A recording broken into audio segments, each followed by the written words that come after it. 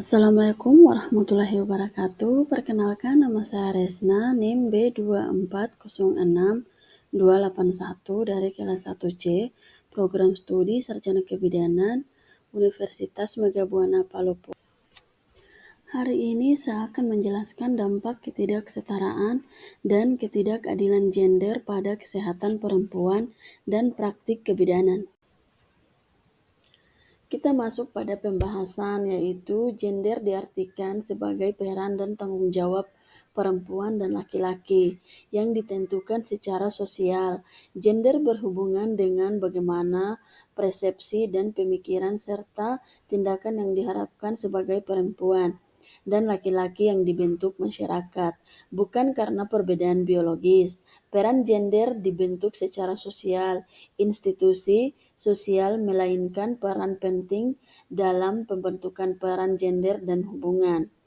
Kesehatan gender adalah tidak adanya diskriminasi berdasarkan jenis kelamin seseorang dalam memperoleh kesempatan dan alokasi. Selanjutnya yaitu dampak kesetaraan gender. Yang pertama yaitu kesehatan reproduksi. Akses terbatas pelayanan kontrasepsi abortus yang tidak aman dan komplikasi kehamilan. Yang kedua yaitu kesehatan mental, yaitu stres, depresi, dan kekerasan dalam rumah tangga. Yang ketiga yaitu kesehatan fisik, akses terbatas ke pelayanan kesehatan preventif dan kuratif. Yang keempat yaitu praktik kebidanan, stereotip peran gender, diskriminasi, dan keterbatasan akses ke pendidikan dan pelatihan. Selanjutnya, isu gender dalam bidang kesehatan. Gender mempunyai pengaruh besar terhadap kesehatan laki-laki dan perempuan. Baik laki-laki maupun perempuan sama-sama terkena dampak gender stereotip masing-masing. Misalnya, sesuai dengan pola perilaku yang diharapkan sebagai laki-laki, maka laki-laki dianggap tidak pantas memperlihatkan rasa sakit atau menunjukkan kelemahan-kelemahan serta keluhannya.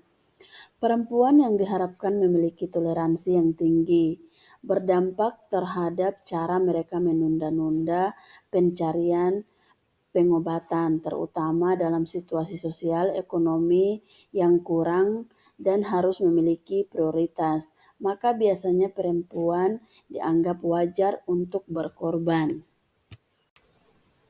Selanjutnya, kesetaraan dan keadilan gender dalam kesehatan. Yang pertama yaitu ketidaksetaraan gender. Ketidaksetaraan gender merupakan keadaan diskriminatif dalam memperoleh kesempatan, pembagian sumber-sumber dan hasil pembangunan, serta akses terhadap pelayanan. Yang kedua yaitu ketidakadilan gender. Dalam berbagai aspek kesetaraan gender tersebut sering ditemukan pula ketidakadilan gender, yaitu ketidakadilan berdasarkan norma dan standar yang berlaku. Selanjutnya yaitu isu terhadap persepsi dan respon terhadap penyakit.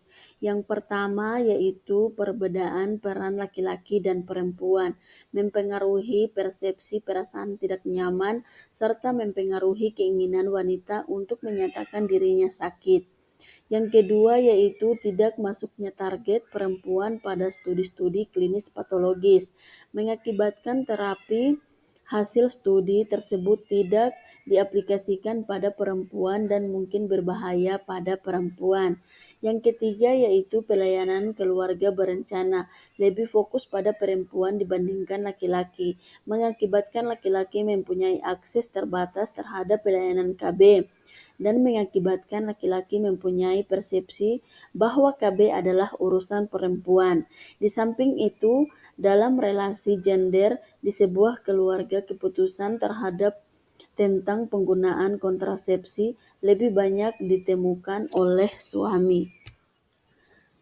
Selanjutnya, peran gender. Yang pertama yaitu peran reproduktif, yaitu peran-peran yang dijalankan dan tidak menghasilkan uang, serta dilakukan di dalam rumah.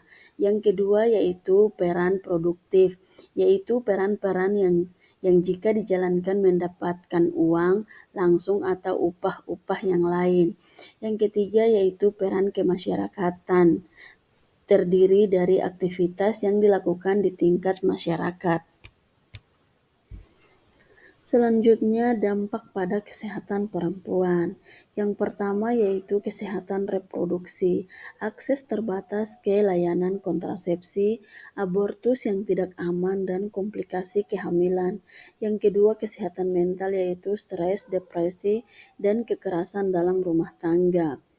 Yang ketiga yaitu kesehatan fisik, akses terbatas ke pelayanan kesehatan preventif dan kuratif. Yang keempat yaitu kematian ibu dan anak. Tingginya angka kematian ibu dan anak akibat kurangnya akses ke pelayanan kesehatan. Yang kelima yaitu penyakit menular seksual. Risiko tinggi terkena penyakit menular seksual karena kurangnya pengetahuan dan akses layanan kesehatan.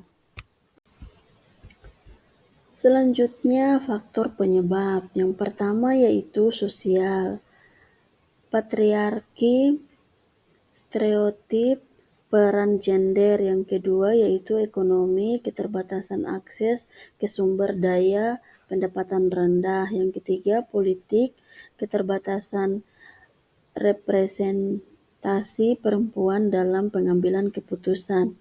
Yang keempat yaitu budaya, tradisi dan norma yang diskriminatif pendidikan, kurangnya akses ke pendidikan dan pelatihan bidan. Selanjutnya solusi.